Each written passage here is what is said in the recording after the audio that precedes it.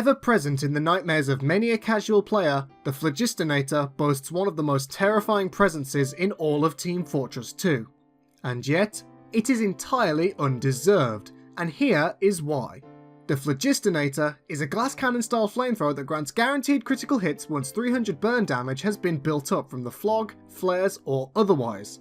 Upon alt firing or taunting with the Phlog when your crits are charged, you will unleash them for 10 seconds, minus the time of the taunt. During the taunt, the pyro shall become ubercharged and immune to any knockback. So, for dealing a sizable amount of burn damage over a moderate period, you get rewarded with a short burst of massive damage that basically turns you into a glass cannon where either everything in front of you dies or you do?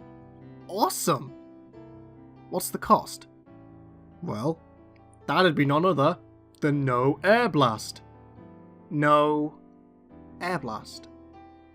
Guys, I can't even stress how much of a goddamn downside this is! So much that it literally makes this the worst flamethrower Pyro has available, and outright makes it a bad weapon on its own merits. And here's why. This weapon is considered the ultimate WM1 weapon, because that's basically all you have to do with it since air blasting is gone. And as I've gone over in the past, WM1 is a very easy to counter, very poor movement based tactic, but it's wrong to say that the Phlog rewards this, because again, it makes you all the easier to kill. Hell, even more so now that you have absolutely no crowd control or reflecting to protect yourself with.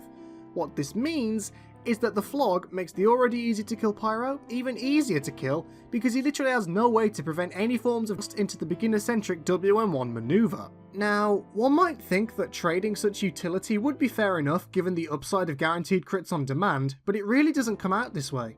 If you make use of them when flanking from behind, then you can somewhat circumvent the difference, but at this point you might as well be using the backburner and at least retain the ability to airblast even a little bit. Furthermore, even with the ubercharge while taunting, you are stuck in place and become a sitting duck, easily put down by the time the taunt ends if someone sees you. So basically, the Phlog is a noob killer, much like WM1 as a whole. They only really take any real effect against players with subpar movement and inability to deal with a pyro walking towards them in a predictable fashion, but the Phlog further downgrades this by having no air blast at all and making the very method of activating your crits another death sentence. In closing, I'd like to make one thing clear.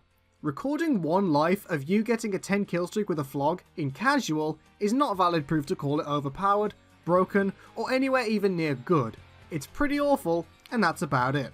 That's all from me for now. This has been the cup of coffee you all know and love, and as always, I shall see you next time, my sexy compatriots. Bye!